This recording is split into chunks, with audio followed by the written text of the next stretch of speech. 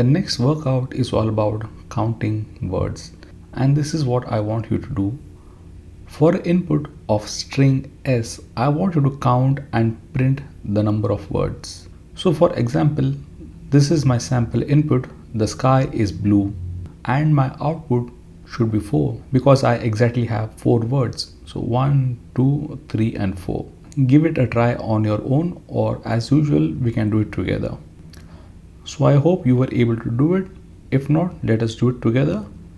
Let me collapse my sidebar, and here let me just add some documentations, and let's see how to do it. So on the next line, I don't require pass, so let me take it out. The first thing that we want to do is we want to simply split the sentence. So let's see how to do that. So I can create a new variable called as words, and we can split the sentence by using an inbuilt function which is obviously called as split. Now since sentence is of the type of a string, we can simply split it. The next line, we can simply create a new variable called as count, and we can simply take the length of our list of words. If you hover over split, you can see that the output is of the list of strings.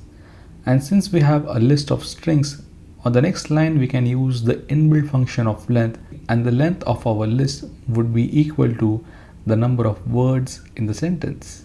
The last thing to do is simply we want to return the count.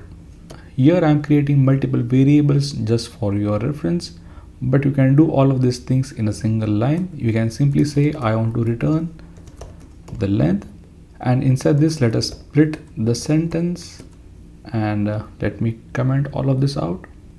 So this is also a valid code, or you may have some other custom logic. It's all up to you. Let me go back to my simple logic. So let me delete this. On the next line, let us accept the input. We can say input, enter a sentence, and let us print out the count by using our function. So count words, and let us pass our sentence.